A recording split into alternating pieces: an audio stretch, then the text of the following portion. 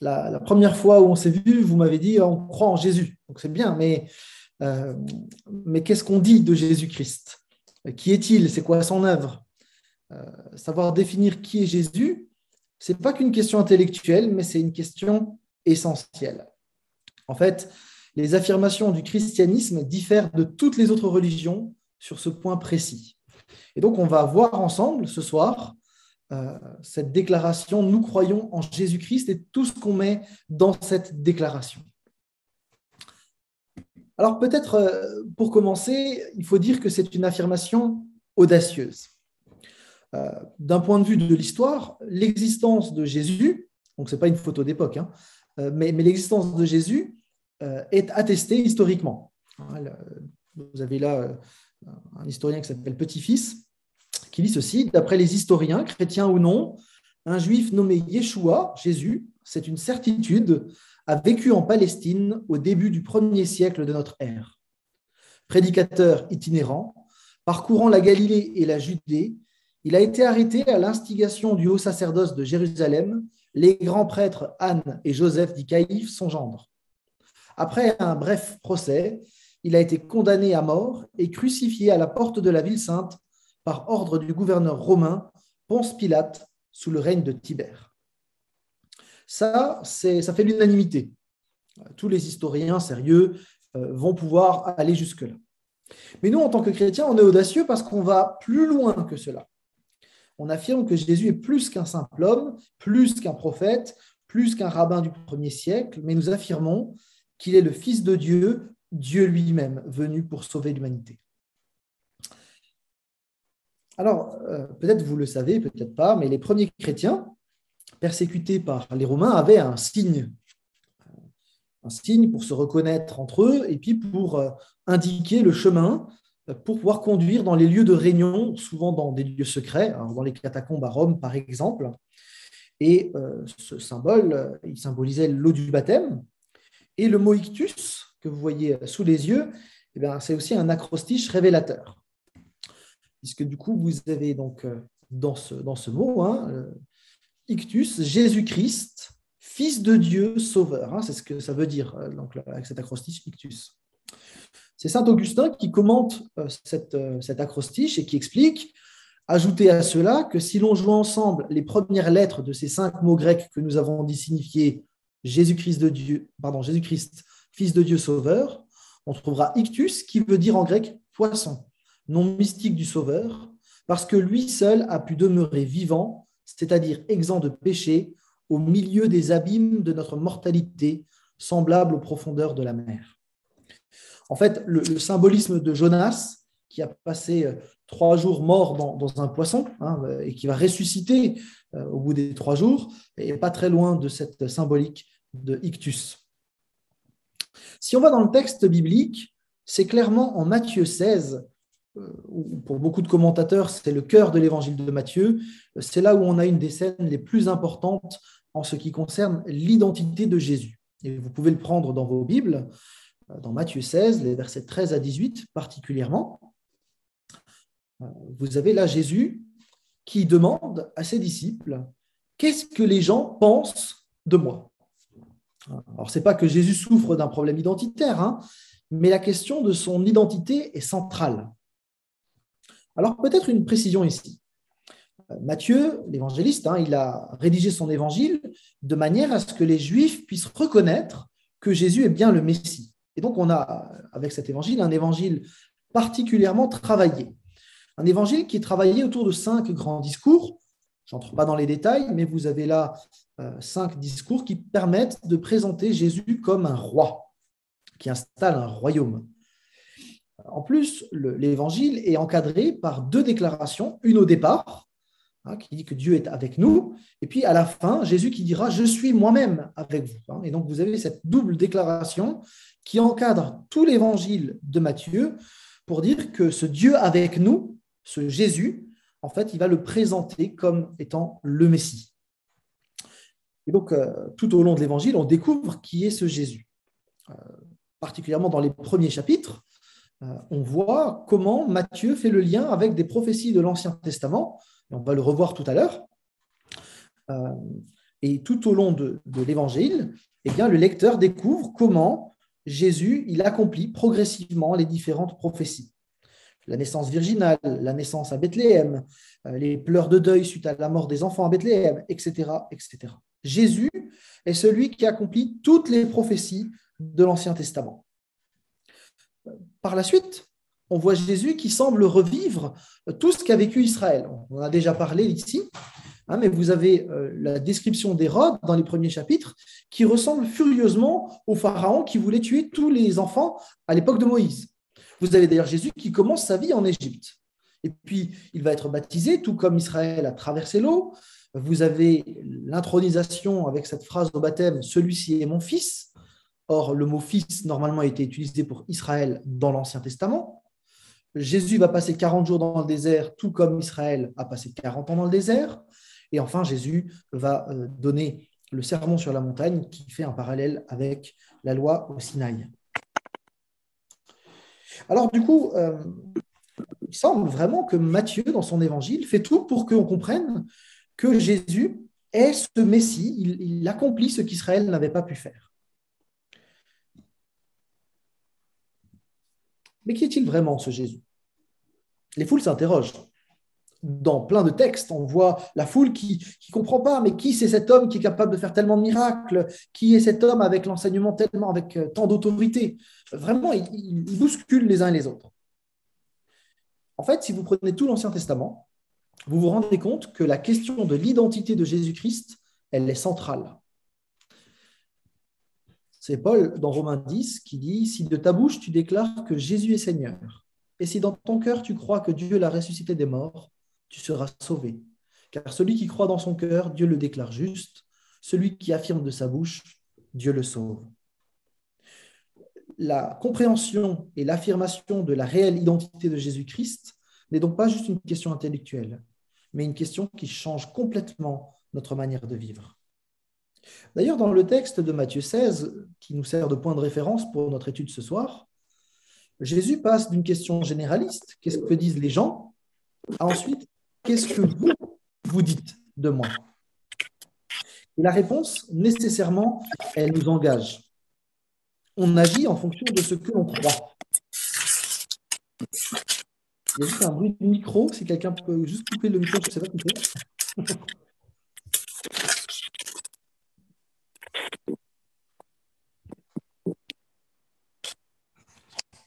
On sait bien couper vos micros, s'il vous plaît. Merci. Donc, du coup, dans Matthieu 16, on a donc cette invitation à bien réaliser qui est Jésus-Christ parce qu'on vit en fonction de ce qu'on croit. On n'a jamais une réponse que théorique. Notre pratique, elle découle toujours de ce qu'on croit. Alors, si on affirme avec sincérité des choses sur Jésus-Christ, ça va avoir un impact sur notre manière de vivre. Par exemple, si vous croyez que c'est le personnage d'une belle histoire, bon, bah, c'est chouette, mais du coup, bah, je peux laisser ce personnage à distance. Si c'est un bienfaiteur, bah, je peux m'en inspirer de temps en temps. Mais si c'est mon Seigneur, il va y avoir du changement dans ma vie. Donc, il y a tout un cheminement sur l'identité de Jésus-Christ et à un moment, il y a une prise de position. En général, cette prise de position, nous la faisons lors du baptême où on dit notre foi en Jésus-Christ. Depuis le 1er siècle, les chrétiens affirment leur foi en Jésus-Christ, ce qu'ils croient de Jésus-Christ, et c'est sur cette confession de foi qu'ils sont baptisés. On a parfois rajouté dans le monde évangélique tout un témoignage de vie, la manière dont on a découvert qui était Christ, etc. Bon, c'est intéressant, hein, mais le fondement du baptême, c'est vraiment cette confession de foi de l'identité réelle de Jésus-Christ. Je crois que Jésus-Christ est le Sauveur et le Seigneur. Il est le Fils de Dieu, etc. C'est ça qu'on affirme. C'est d'ailleurs ce que Pierre, dans Matthieu 16, va déclarer. Tu es le Messie, le Fils du Dieu vivant. Si on le détaille un petit peu, on a donc tu es le Messie, le Christ, donc loin, le choisi, celui qui accomplit toutes les promesses de l'Ancien Testament. Tu es le Fils de Dieu, dans un sens tout à fait unique, exclusif, celui qui est Dieu lui-même, la parfaite révélation de Dieu. Et puis pour l'opposer aux idoles mortes, il va rajouter le Fils du Dieu vivant, véritablement. Voilà donc pour cette amorce de réflexion autour de Jésus-Christ. On va avancer un petit peu dans notre étude de ce soir et on veut réfléchir maintenant sur l'affirmation que Jésus-Christ est au centre de tout. Selon le texte biblique, tout passe par Jésus-Christ. On peut lire ce texte dans Colossiens 1, les versets 15 à 20. Est-ce que quelqu'un veut nous le lire, s'il vous plaît? Le Fils est l'image du Dieu invisible, le premier-né de toute la création. En effet, c'est en lui que tout a été créé, dans le ciel et sur la terre, le visible et l'invisible, trône, souveraineté, domination, autorité. Tout a été créé par lui et pour lui.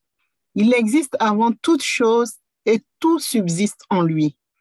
Il est la tête du corps qu'est l'Église et il est le commencement, le premier-né d'entre les morts, afin d'être en tout le premier. En effet, Dieu a voulu que toute sa plénitude habite en lui.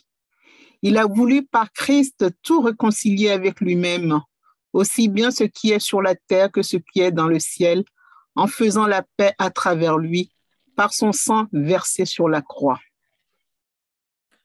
Vous voyez, en fait, tout est en lui. C'est Henri Blocher qui dit que toutes les lignes maîtresses se recoupent en Jésus-Christ. Aussi bien ici, Paul le dit dans Colossiens, vous le retrouvez dans le prologue de Jean, où Jean dit toutes choses ont été faites par lui et rien de ce qui a été fait n'a été fait sans lui. Donc, tout se rejoint là en Jésus-Christ. Cette concentration en Jésus-Christ, c'est un phénomène religieux sans égal. Il n'y a aucune autre religion qui n'a osé tant attribuer à son fondateur et de loin. Les prétentions de Mahomet, l'apôtre d'Allah ou de Bouddha, l'illuminé, ne se comparent pas à celles de Jésus selon le christianisme. Tout converge vers Christ dans la Bible.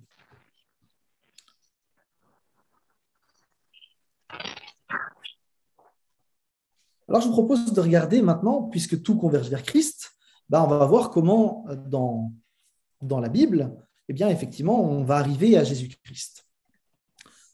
Sa mission, elle a suivi une préparation, elle s'est insérée dans une lignée, elle s'est déroulée dans la succession de plusieurs étapes. Et donc, on va regarder ça de plus près. Dans l'Ancien Testament, on le dit régulièrement, Dieu il a préparé son peuple à la venue du Christ. Il y a eu des annonces directes, des annonces indirectes, plus ou moins voilées d'ailleurs, qui se faisaient dans le contexte des hommes de l'époque.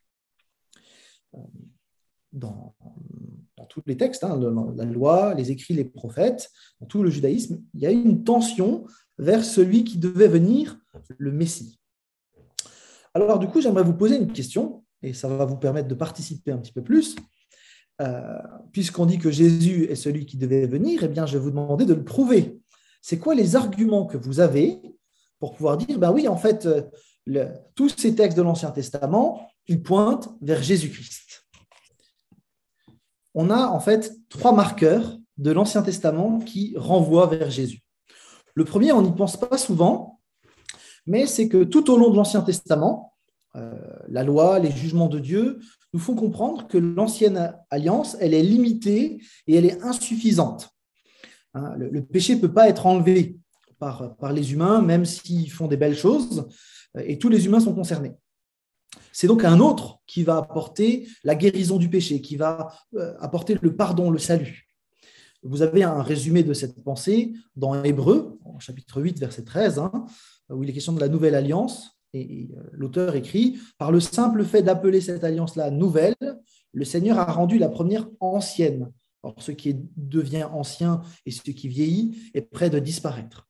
S'il a fallu une nouvelle alliance, c'est que l'ancienne ne suffisait pas. Et tout l'Ancien Testament nous montre effectivement par cette insuffisance qu'il fallait un sauveur. La deuxième chose, on en a mentionné quelques-uns, c'est qu'il y a des événements, des institutions, des hommes qui sont des préfigurations de Christ. Alors, je ne vais pas toutes les lister, ce serait hyper intéressant, mais ça nous prendrait un peu trop de temps. Donc, j'ai choisi de plutôt vous utiliser les mots grecs qui sont utilisés dans le Nouveau Testament. Vous avez en fait ce qu'on appelle un type. Par exemple, Joseph, qui est mis au cachot, qui est bafoué dans son honneur, Joseph de l'Ancien Testament, qui est ensuite élevé à la tête de l'Égypte, c'est un type ou un prototype de Jésus-Christ. qui a été humilié et puis élevé en gloire. Vous avez Moïse, qui est aussi un type, un libérateur du peuple. Eh bien, de la même manière, Jésus va être le libérateur ultime du peuple. Vous avez ensuite ce qu'on appelle l'antitype, c'est une réalité figurée, par exemple le grand sacrificateur, et l'office dans le tabernacle avec le grand jour des expiations, c'est là une préfiguration de ce que Jésus va faire au moment de la croix. Vous avez aussi l'ombre, la loi, c'était l'ombre des choses à venir. Et on perçoit au travers de l'ombre de la loi l'impossibilité de l'homme de faire ce qui est juste et saint.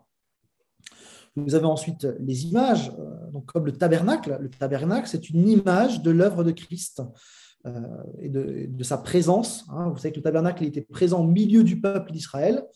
Eh bien, c'est une préfiguration, une image qui préfigure Jésus-Christ qui va venir poser sa tente, Jean 1, tabernaclé au milieu des hommes. Et puis, vous avez aussi des éléments en forme de sous-parabole qui préfigurent Christ. Par exemple, Jésus dit qu'il est la vraie manne, la vraie vigne, le bon berger, autant de reprises de symboles de l'Ancien Testament. En fait, constamment chez les prophètes, les choses du passé servent de figure pour les annonces d'avenir. Le nouvel Exode, le nouveau David, le nouvel Élie, etc., etc. Troisième élément de l'Ancien Testament qui renvoie vers Jésus-Christ, vous l'avez largement mentionné, ce sont les prophéties qui visent directement Jésus. Alors, il y en a qui sont directes, d'autres sont indirectes. On a vu dans la première partie que l'évangile de Matthieu utilise abondamment ces prophéties pour convaincre les Juifs de l'époque que Jésus est bien le Messie qui était attendu. En cette période de Noël, on peut penser à plusieurs prophéties qui vont être très claires et qui annoncent nettement que Jésus-Christ est bien celui qui était attendu. Et donc, quand on lit le Nouveau Testament, on se rend compte que pour les apôtres, pour les premiers chrétiens, toute l'attente d'Israël a été comblée en Jésus-Christ. Toutes les promesses de Dieu ont été accomplies en lui. Mais il n'y a pas que les apôtres qui l'affirment, parce que dans le Nouveau Testament, Jésus lui-même dit qu'il est celui qui accomplit toutes les prophéties. Dans son discours avec les disciples qui vont vers Emmaüs, il leur explique comment la loi, les prophètes, les écrits, donc les trois parties de l'Ancien Testament, parlent de lui. J'aurais bien voulu faire cette étude biblique, moi, à l'époque, mais en tout cas, ils ont entendu tout ce qu'il y avait dans l'Ancien Testament au sujet de Jésus. Plusieurs fois, il souligne le témoignage de la loi et des prophètes à son sujet. Et puis, au début de son ministère, Jésus, dans sa prédication inaugurale, dans Luc 4, il va dire qu'il est l'accomplissement de tout ce qui avait été écrit. Donc, plusieurs fois, Jésus va mettre ça en avant. Autrement dit, le Dieu qui travaillait dans l'Ancien Testament poursuit son œuvre dans le Nouveau. Ainsi, dans la personne de Jésus, c'est la poursuite de l'histoire du salut. D'ailleurs, Henri Blocher précise, c'est symptomatique que les plus dangereux adversaires du christianisme dans l'Antiquité ont toujours voulu couper le lien, le cordon ombilical entre l'Église de Jésus-Christ et les Écritures de l'Ancien Testament qui ont été confiées à Israël. Il y a vraiment ce lien entre l'Ancien Testament et le Nouveau Testament. Jésus-Christ est celui qui accomplit pleinement l'Ancien Testament. Alors, je vous laisse réagir. Alors, justement, on va regarder un petit peu le dossier biblique. Et on va voir effectivement que dans l'Ancien Testament, on a une attente messianique. Il y a une attente vers quelque chose de plus grand, de quelque chose qui est à venir. Dans la loi, dans les prophètes notamment, il y a des promesses. Vous avez un auteur comme Barton Payne qui pense que 28,5% du texte de l'Ancien Testament, ce sont des prophéties. Bon, je ne me suis pas amusé à calculer, moi, de mon côté. Le chiffre, il me paraît un peu exagéré. Mais en tout cas, ce n'est pas discutable que dans l'Ancien Testament, les promesses, les prophéties ont une place importante. Et notamment à partir de la décadence royale, avec le schisme, etc., on s'attend à une nouveauté bouleversante qui va arriver. Et c'est vrai que les indices qu'il y a une attente, ça ne veut pas dire qu'on attendait forcément Christ, mais quand on regarde bien le texte biblique, on se rend compte qu'avant Christ, il n'y a rien eu de majeur qui pourrait répondre aux attentes. et que par contre, Christ répond pleinement à toutes les attentes, et il répond notamment à des prophéties auxquelles il ne pouvait pas décider d'y répondre. Il y a des choses qui se sont passées qu'il ne pouvait pas maîtriser dans ce sens-là. Et donc, il a vécu des choses qui étaient indépendantes de sa volonté. Enfin, d'un point de vue humain, j'entends.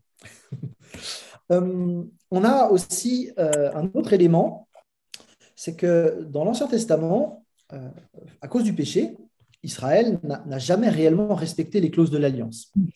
On a de nombreux textes prophétiques qui affirment le divorce de Dieu avec Israël, la mort de son peuple. Vous avez des trucs, des complaintes funèbres. Et donc, il y a vraiment cette annonce de la fin de l'alliance ancienne qui avait été contractée avec Moïse. Et la destruction du temple de Jérusalem, l'exil, sont des manifestations concrètes de la fin de cette alliance. Mais en même temps qu'on a cette annonce de la fin de l'alliance, apparaissent des annonces d'une nouvelle alliance qui est en vue. Vous avez les magnifiques textes dans Jérémie 31 en particulier, où il est question du libérateur envoyé par Dieu, que la loi va être gravée dans le cœur, qu'il y aura une relation parfaite, qu'il y aura un nouveau peuple, et pas que juif, mais de toutes les nations. Et dans le Nouveau Testament, très clairement, on affirme que c'est Jésus-Christ qui accomplit cette nouvelle alliance. Et ça vaut le coup de noter là que Jésus-Christ, il va reconstituer un nouvel Israël à l'époque où il est sur terre. Il a choisi 12 disciples. On n'a pas choisi 13, on n'a pas choisi 15, il en a choisi 12 en rappel, en écho avec les 12 tribus d'Israël. Et donc, en fait, Jésus est en train de reconstituer son peuple à partir d'un reste fidèle. Et ce reste fidèle va ensuite être ouvert, il va grandir en intégrant, et c'est tout le mouvement qu'on voit dans le livre des Actes, avec donc des Judéens de partout, puis ensuite des Samaritains, puis ensuite des païens. Donc là, vraiment, il y a cette idée-là. On a différentes manières de parler de Christ dans l'Ancien Testament. Alors, c'est encore voilé dans l'Ancien Testament, mais on a quand même plusieurs expressions qui viennent et qui annoncent Christ. Vous avez le mot de semence en particulier, plusieurs fois, et c'est Ophuret qui l'a dit tout à l'heure, des passages clés comme dans Genèse 3,15, où il est question de la descendance. Descendance, semence, c'est la même chose. Que la descendance d'Ève va écraser la tête du serpent ancien. Dans la même optique, on apprend dans Genèse que Dieu veut bénir toutes les nations par la descendance d'Abraham. C'est au travers de la semence d'Abraham, d'Isaac et de Jacob que la bénédiction va venir et va bénir toute la terre. Là encore, cette semence, c'est évidemment Jésus-Christ. Dans le testament de Jacob, en Genèse 49, 10, on a aussi la mention du Shiloh, la semence royale, qui vient continuer le trait. Donc, on a cette idée qu'il y a une prédiction que le sceptre ne va pas s'éloigner de Juda. Donc, c'est le descendant ultime, celui qui va régner. Donc là, c'est cette notion-là. On a une autre manière de parler de Jésus-Christ, en préfiguration, en annonce, c'est l'idée du nouveau Moïse. Dans Deutéronome 18 en particulier, vous avez ce texte où il est question d'un prophète comme Moïse qui va venir et qui va transmettre de manière parfaite toutes les paroles de Dieu. Et à la fin du Pentateuque, on attend que ce nouveau Moïse arrive. Et il faudra attendre que Jésus-Christ soit là pour que véritablement un prophète comme Moïse se lève en Israël. Vous avez ensuite un autre terme, c'est le fils de David.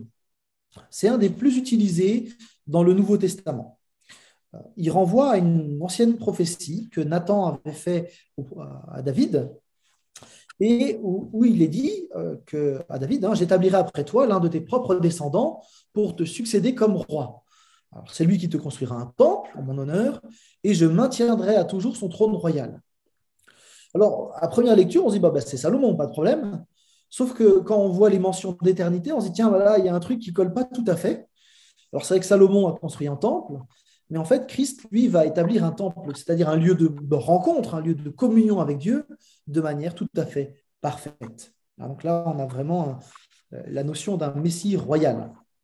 Et cette idée d'un Messie royal va en fait être enrichie tout au long des textes prophétiques avec différentes mentions. Vous avez par exemple Amos qui révèle que le Fils attendu viendra qu'après l'écroulement de la maison du grand roi David. Vous avez ensuite d'autres textes où il est question d'une longue privation, d'un retour au désert, avec un nouveau David ensuite.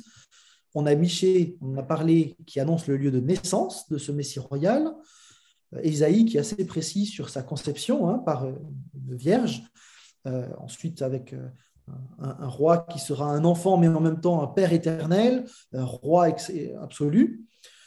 Vous avez des psaumes qui vont développer le lien entre ce Messie et Dieu. Et là, il y a quelque chose d'assez étrange parce que vous avez le fils de David qui est supérieur à David. Enfin, il y a vraiment un truc là avec ce Messie royal.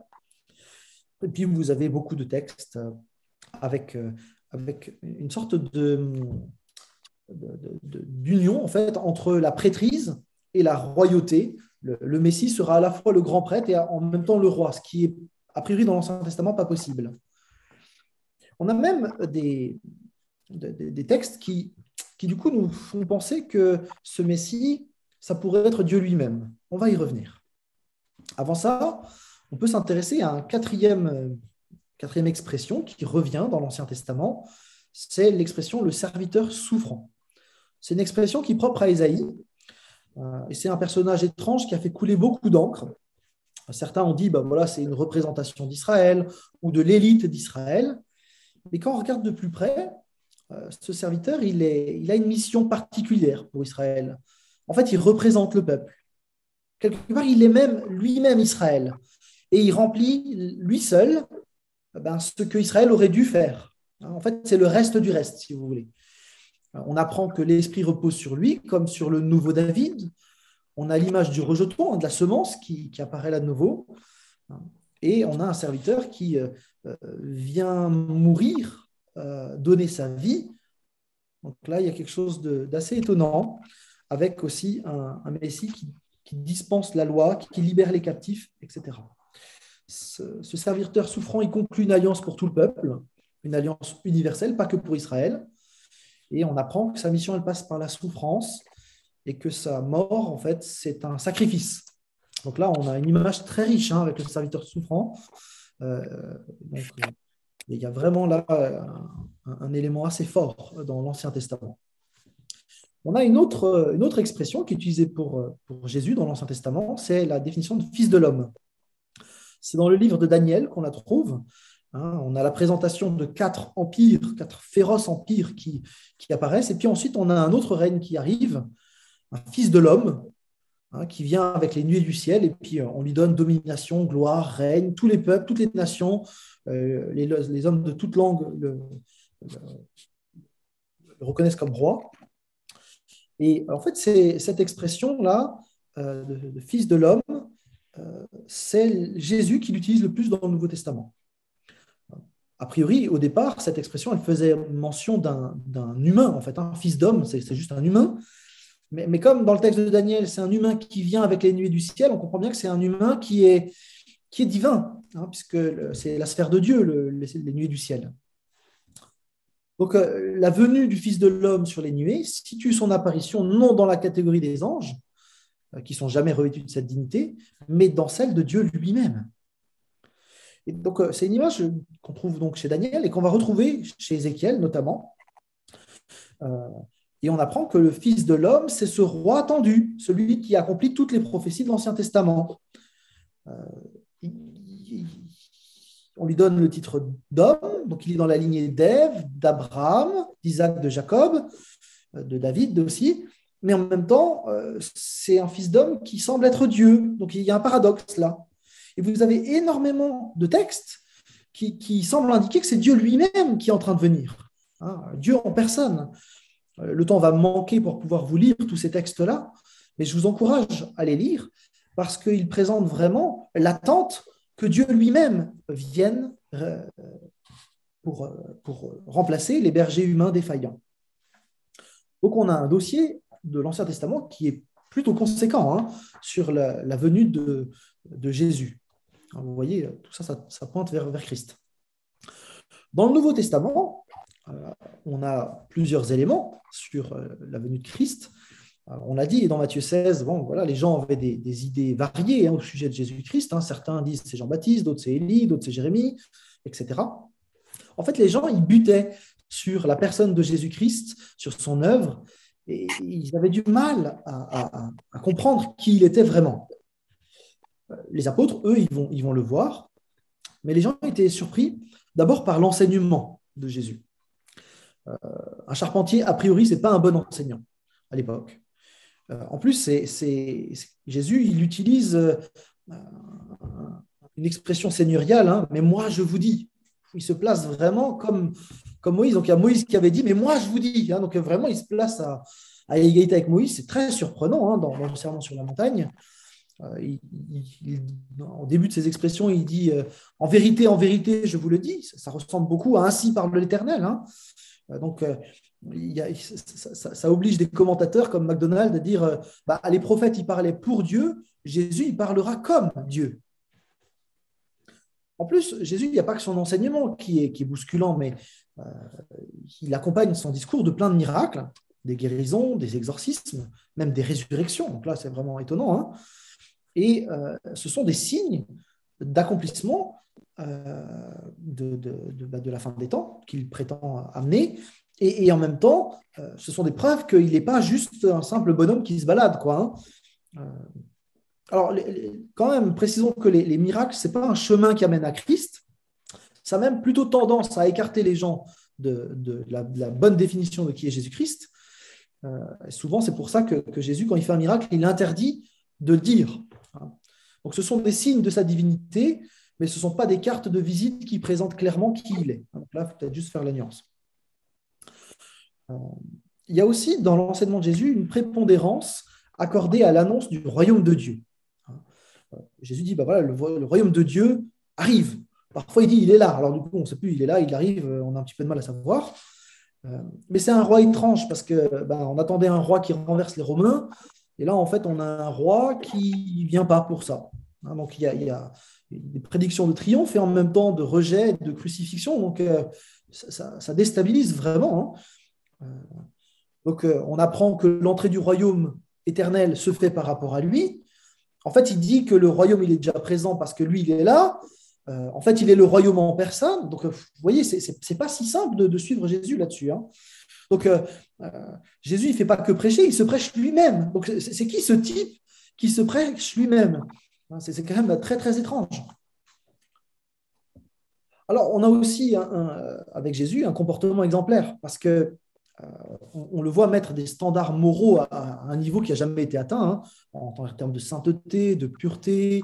Il y a une compassion sans égale, donc vraiment une sainteté très forte, une compassion énorme, et en même temps, il laisse une prostituée s'approcher de lui. Donc, c'est pour des pharisiens de l'époque qui étaient très attachés à la pureté, il y a un truc étrange, là, il y a quelque chose qui ne colle pas. Il a une morale absolue, mais en même temps, il mange avec des païens. Comment c'est possible?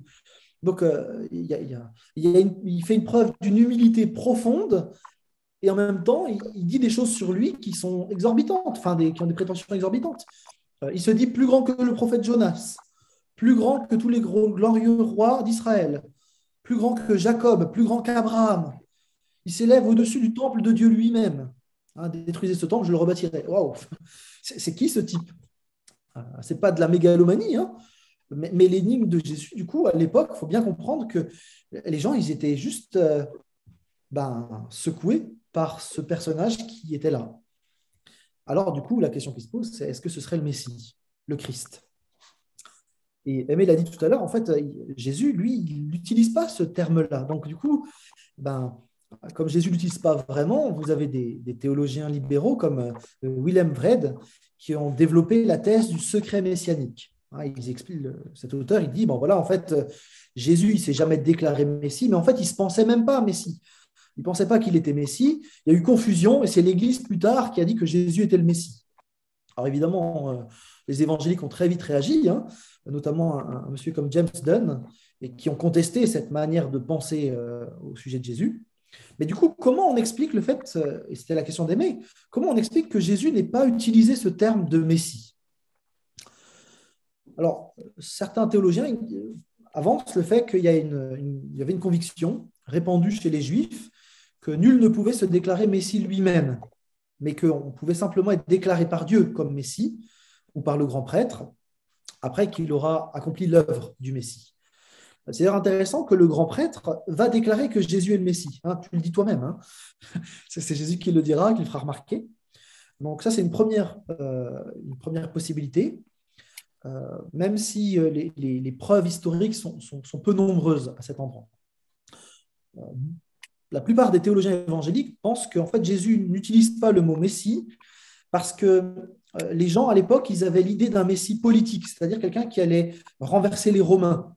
Et donc, Jésus évite ce titre pour qu'il n'y ait pas de malentendu. Il vient comme Messie, mais ce n'est pas le Messie que les gens avaient imaginé. Vous avez par exemple en Matthieu 26, devant le grand prêtre, qui demande expressément voilà, je t'adjure devant le Dieu vivant de nous dire si tu es le Messie, le Fils de Dieu. Et Jésus répond tu l'as dit. Donc il dit je le suis, mais pas forcément comme toi tu l'imagines. De la même manière, dans Matthieu 16, dans le texte qui nous sert de support ce soir, Jésus il commence à introduire ses disciples sur sa mission douloureuse après que Pierre ait dit tu es le Messie. Et Jésus dit oui, je suis le Messie, mais je vais souffrir. Et vous voyez, là, il y a de nouveau un décalage entre ce que les gens pensaient du Messie et ce que Jésus mettait derrière le mot Messie. À la multiplication des pains, dans Jean 6, vous avez la foule enthousiaste qui veut proclamer Jésus roi, et Jésus s'en va. À la fête des rameaux, on est au début de la semaine sainte, où Jésus va mourir. Jésus laisse plus de choses se dire à son sujet. N'empêche qu'il ne vient pas sur un cheval royal, mais il vient sur un âne. Et donc là, il y a aussi un décalage assez énorme. Et puis à Pilate, il va dire mon royaume n'est pas de ce monde. Donc, je ne suis pas le Messie politique qui est attendu par les autres. Donc, Jésus est une énigme pour les gens de son époque. Et comme le dit Henri Blocher, pour les chefs religieux de son temps, la seule façon d'éliminer l'énigme, c'était d'éliminer en personne Jésus-Christ. Mais Dieu l'a ressuscité des morts. Les disciples, c'est après la résurrection qu'ils vont pouvoir comprendre et ils vont arriver à la conviction que c'est Jésus qui est le vrai accomplissement de toutes les annonces, de toutes les préfigurations. C'est lui le Messie, le Fils de l'homme, le serviteur, la parole qui donne esprit, la sagesse. Alors, parmi tous les titres qu'on a vus, il y en a un qui va revenir de manière très nette pour les chrétiens de la première génération. C'est le titre de Seigneur ressuscité. Et donc, on va s'y arrêter quelques instants. C'est cette victoire sur la mort qui véritablement va être la clé de compréhension pour les apôtres et les premiers chrétiens. Paul va le dire très clairement, si Christ n'est pas ressuscité, votre foi est une illusion. Et on a plusieurs éléments qui découlent de cette réalité de la résurrection. On a d'abord le fait que c'est un signe de l'approbation divine. Le verdict terrestre, c'était de dire c'était un usurpateur, on va le tuer. Jésus le ressuscite. Donc c'est plutôt un signe de l'approbation divine. On a aussi bien sûr le fait que c'est la grande victoire sur la mort qui était annoncée dans Genèse 3,15. Jésus avait ressuscité des gens comme Lazare, mais ils étaient remords, on peut le dire comme ça. Jésus-Christ, lui, il est vainqueur sur toutes les puissances du séjour des morts. On a aussi, avec la résurrection de Jésus, les prémices de la nouvelle création. C'est le pionnier de l'humanité recréée. Et puis, on a l'intronisation véritablement du règne de Jésus-Christ. C'est dans Acte 2, la première prédication de Pierre. Dieu a fait Seigneur et Messie ce Jésus que vous avez crucifié. Alors, ce n'est pas que Jésus il est devenu Messie à la résurrection, mais la résurrection, c'est l'intronisation du roi dans sa royauté absolue. Il était Christ, Christ est Seigneur dès sa naissance. Vous savez, dans Luc 2, il est dit aujourd'hui dans la ville de David, il vous est né un sauveur qui est le Christ, le Seigneur. Donc, ça ne date pas de la résurrection. Mais la résurrection, c'est le moment où ça devient visible pour tous.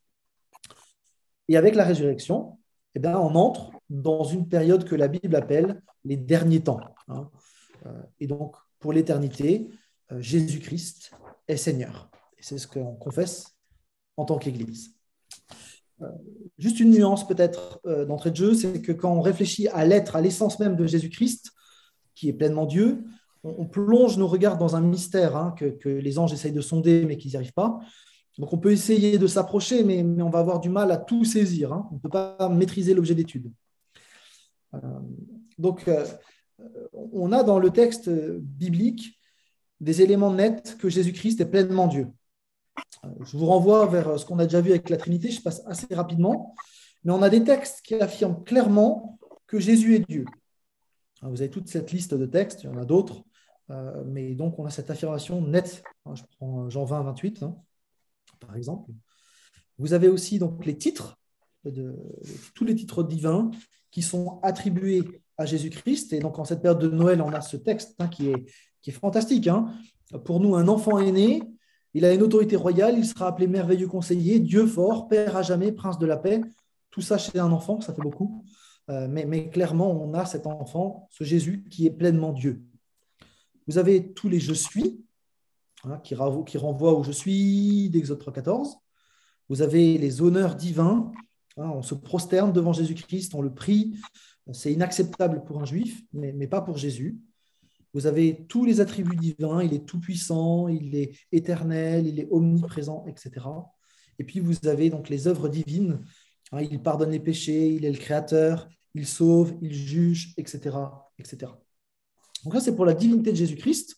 Donc, je vous renvoie vers la vidéo sur la Trinité pour entrer plus dans le détail. Et on a aussi l'humanité de Jésus-Christ qui est clairement attestée. Donc, Jésus est 100% Dieu et en même temps, il est 100% homme. On a des déclarations expresses de Jean-Baptiste, des apôtres, qui le disent très nettement. Vous avez aussi le titre de fils de l'homme, qui veut dire un humain. Donc là, il y a vraiment cette réalité, même si effectivement, dans le contexte de Daniel, c'est un humain en même temps qui est divin. Donc Jésus, c'est l'homme par l'excellence. C'est l'humanité telle qu'elle aurait dû être selon le cœur de Dieu. C'est d'ailleurs Pilate qui dit « Voici l'homme », mais l'homme au sens fort. Vous avez aussi différentes choses qui sont liées à la nature humaine. Vous avez l'appartenance au monde humain. Jésus est limité. Il ne peut pas être à 15 endroits en même temps dans son incarnation. Il n'est qu'à un endroit à la fois. Alors, il n'a pas de faiblesse morale, mais il a été tenté en tout comme nous. Il est vulnérable. Il a dû être malade, probablement, d'une manière ou d'une autre. Il a probablement aussi, on va le voir, connu des choses tout à fait humaines. Il a une sensibilité humaine. Et puis, il a été solidaire avec l'ensemble de l'humanité. Il a des traits spécifiquement humains. Il vient d'une lignée humaine. Il s'inscrit dans une famille. C'est intéressant. Il a été soumis aux lois de la croissance.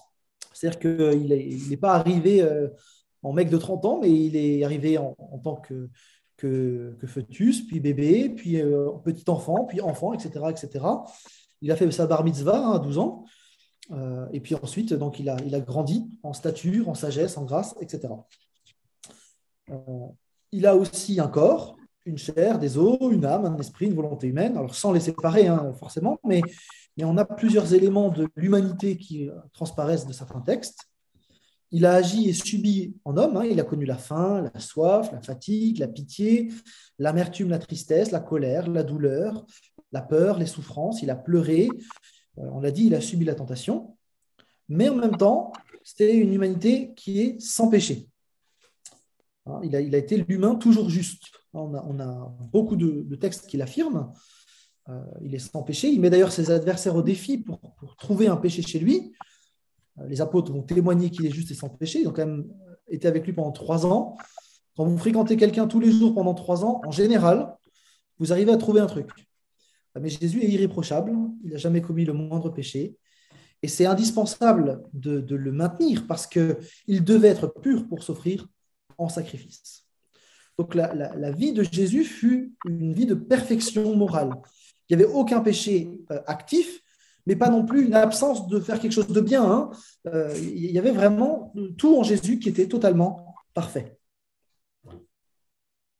En disant que Jésus était de la même nature que nous, qu'il était 100% humain, on a là un élément qui nous permet de dire que Jésus nous comprend aussi, nous, en tant qu'humains. Quand nous, on galère, Jésus sait exactement ce qu'on peut vivre parce qu'il a vécu pleinement notre humanité. Précisons quand même encore que si Jésus est humain, c'est aussi un chef d'humanité, comme Adam. C'est Paul qui l'appelle le second Adam ou l'Adam final. Hein. Et donc, il est chef d'humanité. Alors pour expliquer, c'est que dans la pensée de Paul, notamment, il y a l'idée qu'on est sous un chef d'alliance. Par exemple, aujourd'hui, si on prend la France est représentée par le président Macron. Quand Emmanuel Macron déclare la guerre à quelqu'un, bah, c'est toute la France qui est engagée dans un combat. Donc, Dieu merci, il n'y a pas de combat en ce moment, c'est pas mal pour nous. Mais vous comprenez, hein, donc il y a des chefs d'alliance. Et donc, Adam est un chef d'alliance. Hein, pour la première humanité, nous tous, on est marqués par le péché suite à Adam, on est condamnés à mort, etc. Et on est là sous sa responsabilité, enfin, sous son. Comment dire ça? Ouais, c'est notre chef d'alliance, quoi. Bref. Dans Romains 5, 15, on met justement en contraste ce qui est venu par la faute d'un seul et ce qui est arrivé par le sacrifice d'un seul. Hein. Donc, on a en Christ un deuxième chef d'alliance qu'on peut rejoindre par la foi, alors que le premier, c'est par la naissance. Peut être pardonné par la croix, justifié pour toujours. On a l'assurance de la vie, etc. Donc là, on a vraiment cette idée d'un chef d'alliance, d'un nouveau chef d'alliance, une nouvelle humanité possible. Et l'Église, c'est cette nouvelle humanité qui est réconciliée avec Dieu, en contraste avec l'ancienne humanité d'Adam, qui est rebelle à Dieu. Je termine avec les deux natures, du coup, hein, puisqu'on a un paradoxe. Si on est 100% Dieu, comment on peut être 100% homme? Normalement, si vous êtes 100% d'un côté, vous êtes 0% de l'autre. Donc là, quand on a 100% de chaque côté, c'est un peu étrange. Et en même temps, la Bible affirme l'union sans confusion. Jésus est pleinement Dieu, pleinement homme, et en même temps, il est une seule personne. Donc il y a vraiment cette idée-là. C'est une union qui est personnelle, mais qui n'est pas. Les deux natures existent à 100% en Jésus-Christ. Donc il possède, Jésus, la nature divine et la nature humaine. Ce n'est pas un mec schizophrène, hein, il ne dit pas nous, il dit je, tout le temps. En même temps, Jésus, étant pleinement Dieu, il s'est auto-limité. Hein, il a renoncé à profiter de son égalité avec Dieu. Il s'est défait de sa richesse. Il a voilé la gloire qu'il avait auprès du Père.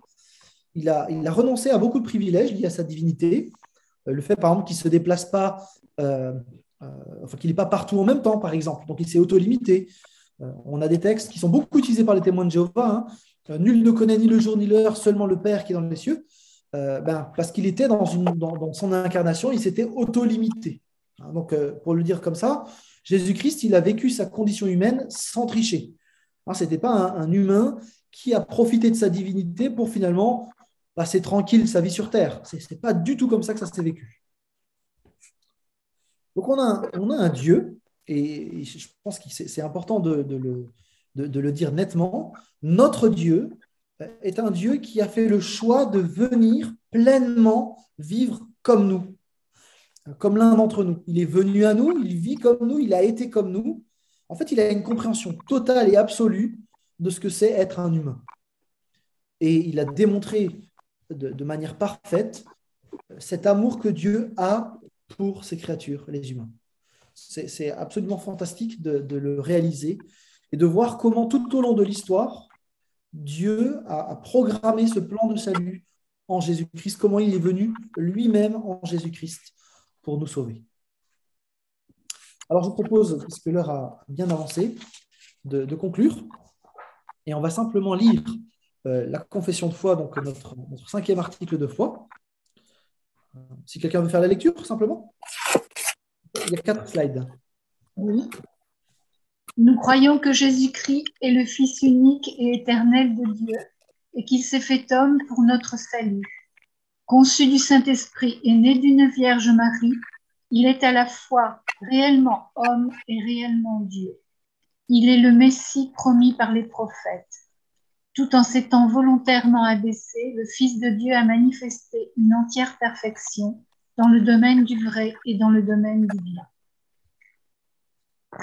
Tenté comme nous en toutes choses, il est demeuré parfaitement saint, ayant reçu l'Esprit Saint en vue de son ministère, Il a parcouru le pays d'Israël pour y apporter son enseignement et accomplir de nombreux miracles attestant l'origine divine de sa mission. Dans sa vie comme dans sa mort, il a pleinement accompli la volonté de Dieu, exprimé sa pensée et manifesté l'immensité de son amour.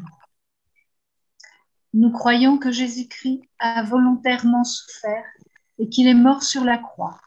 Pour satisfaire à la justice divine, il a offert sa vie en sacrifice expiatoire pour les pécheurs et a ainsi subi à leur place le châtiment qu'ils méritaient.